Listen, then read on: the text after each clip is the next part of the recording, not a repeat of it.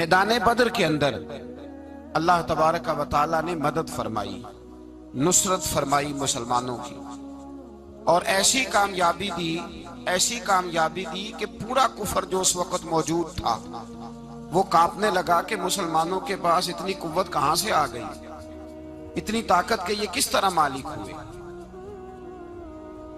बगौर समझिएगा बात को, जरा थोड़ा सा पस मंजर समझ लें।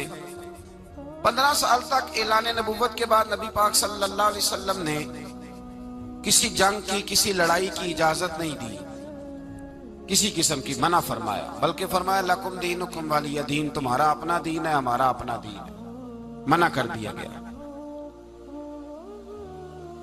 मुसलमान हिजरत करके आ गए मक्का से मदीना, लेकिन यहां भी कुरैश मक्का और कुफारे मक्का ने आलम इस्लाम को, मुसलमानों को, नबी पाक सल्लल्लाहु अलैहि वसल्लम को सुकून से बैठने नहीं दिया, परेशान करते रहते थे। ये क्या करते कि मुसलमानों को मदीने आके तंग करते, घर तक आ जाते। मक्के के कुरैश मदीने के करीब आके मुसलमानों को लूट के ले जाते। कई दफा ऐसा हुआ कि इन्होंने आकर के यहां से बकरियां, ऊंट और कई चीजें चोरी करके ले गए। तो मुसलमान परेशान रहने लगे। अल्लाह पाक ने ताकत दे दी, कुव्वत दे दी मुसलमानों को।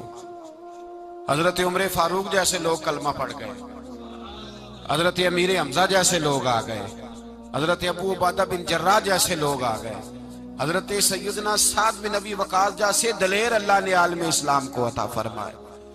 कुव्वत आ गई। हर दिल मोमिनीन अलल किताल, महबूब अख्तियार करे मोमिनों को लड़ाई के लिए। ये बात काबिल गौर है। हुजूर ने फरमाया भी 1000 का लश्कर असले से लैस होके आ रहा है, तुम 313 हो, तुम्हारा इरादा क्या है? ना तुम्हारे पास सिरे हैं, ना तलवारें हैं, ना तुम्हारे पास नेजा है, ना तीर है, क्या करना है? सहाबा किराम अलैहिम रिदवान फरमाते हैं, जब नबी पाक सल्लल्लाहु तआला अलैहि वसल्लम ने मशवरा लिया ना, तो सबसे पहले जो शख्सियत उठी वो हजरत अबू बकर सिद्दीक की जात थी। जनाब सिद्दीक अकबर उठे, अर्ज करने लगे, महबूबा बात ही कोई नहीं, आप हुक्म करें, हम तो बड़ी देर से तैयार बैठे। हजरत उमर कहने लगे, हुजूर मैं तो थक गया हूं इंतजार कर करके। और शेर खुदा मौला कायनात अलीउल मुर्तजा रदी अल्लाह तआला अन्हु कहने लगे, महबूबा जंग लग गया मेरी तलवार को, जंग लग गया, कोई मौका मिले, दीवारें हिलती रहती हैं और दर कांप जाता है।